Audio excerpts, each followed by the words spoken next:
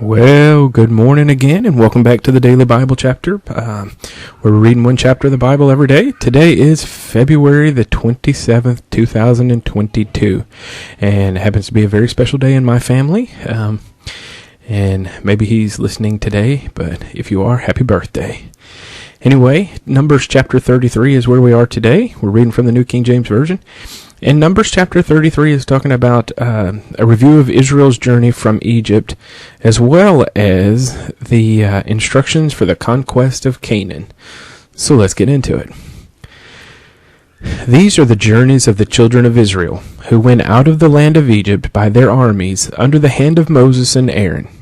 Now Moses wrote down the starting points of their journeys at the command of the Lord, and these are their journeys according to the starting points. They departed from Ramses in the first month, on the 15th day of the first month.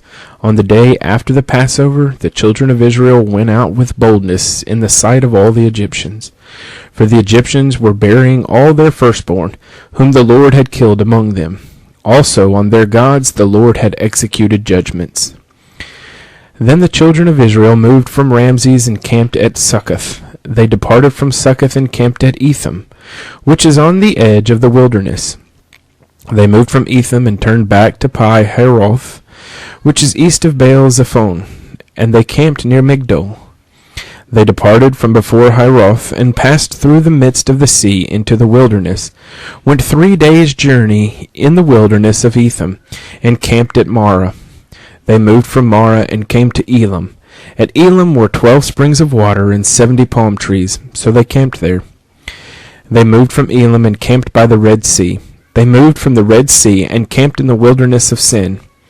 They journeyed from the wilderness of Sin and camped at Dopka. They departed from Dopka and camped at Alush. They moved from Alush and camped at Rephidim, where there was no water for the people to drink.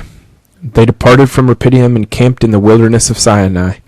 They moved from the wilderness of Sinai and camped at Kibroth Hattava. They departed from Kibroth Hattava and camped at Hazeroth. They departed from Hazeroth and camped at Rithmah. They departed from Rithmah and camped at Ramon Perez. They departed from Ramon Perez and camped at Libnah. They moved from Libnah and camped at Rissa. They journeyed from Rissa and camped at Kehilatath. They went from Keilah and camped at Mount Shefer. They moved from Mount Shefer and camped at Haradah. They moved from Haradah and camped at Makaloth. They moved from Makaloth and camped at Tehath. They departed from Tehath and camped at Terah. They moved from Terah and camped at Mitkah. They went from Mitkah and camped at Hashmanah. They departed from Hashmanah and camped at Moseroth. They departed from Moseroth and camped at Bnei Jacan. They moved from Bnei Jacan and camped at Hor Haggidgad. They went from Hor Haggidgad and camped at Jothbahath.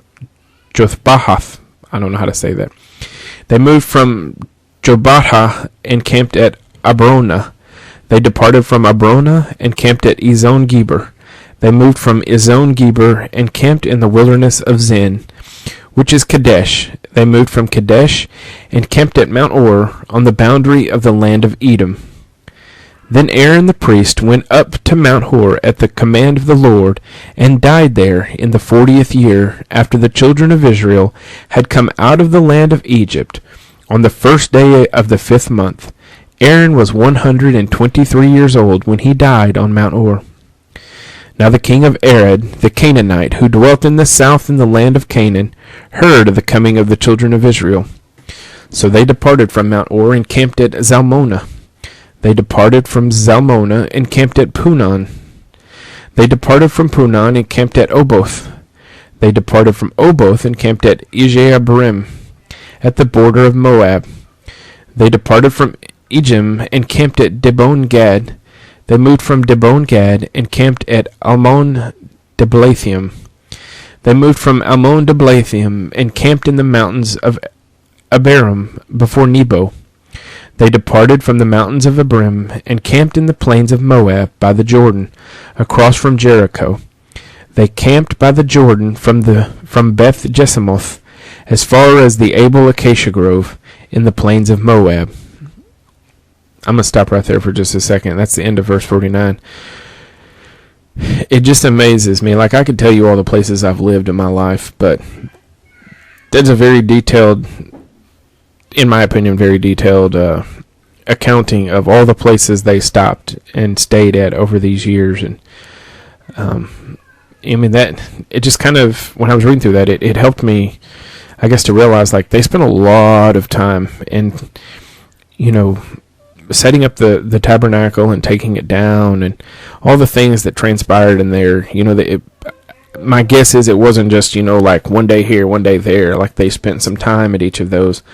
But anyway, as I was reading that, I was like, man, that is a lot of places. And I mean, clearly we know it took a long time. Anyway, we'll pick back up in verse 50. Now the Lord spoke to Moses in the plains of Moab by the Jordan across from Jericho, saying, Speak to the children of Israel and say to them, When you have crossed the Jordan into the land of Canaan, then you shall drive out all the inhabitants of the land from before you, destroy all their engraved stones, destroy all their molded images, and demolish all their high places. You shall dispossess the inhabitants of the land, and dwell in it, for I have given you the land to possess, and you shall divide the land by lot as an inheritance among your families. To the larger you shall give a larger inheritance, and to the smaller you shall give a smaller inheritance. There everyone's inheritance shall be whatever falls to him by lot. You shall inherit according to the tribes of your fathers. But if you do not drive out the inhabitants of the land from before you, then it shall be that those whom you let remain shall be irritants in your eyes and thorns in your sides, and they shall harass you in the land where you dwell. Moreover, it shall be that I will do to you as I thought to do to them. Numbers chapter 33. So real quick, as I was reading that last little section, like, the part that I was kind of focused on is, I guess, verse 52. It says, Then you shall drive out all the inhabitants of the land from before you, destroy all their engraved stones, destroy all their molded images, and demolish all their high places. And a couple of thoughts came to my mind in that is that, one, part of the reason that we know things about historical places and things is because all of that kind of stuff wasn't destroyed. And so, I mean, it is as if God is wiping those people off the face of the earth and any remnant of their existence. But also, I apologize. My train of thought just completely went. Anyway, it's not coming back right now. Happens to me every once in a while. But anyway, like, just think about that. God is telling them, like, drive them out, all of them, destroy basically everything that would remind people of them.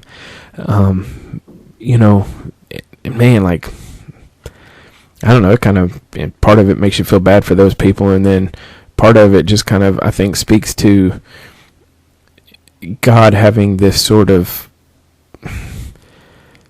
reaction to sin and people, not people, but people who are not his people worshiping him. And it's like, it wants nothing to do with it, and he wants it removed, gone, completely eradicated.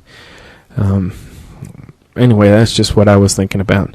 So anyway, thanks for joining me today, and I pray that you have a good day today, and I hope you will join me tomorrow for Numbers 34. We're almost out of Numbers. So anyway, enjoy the rest of your day.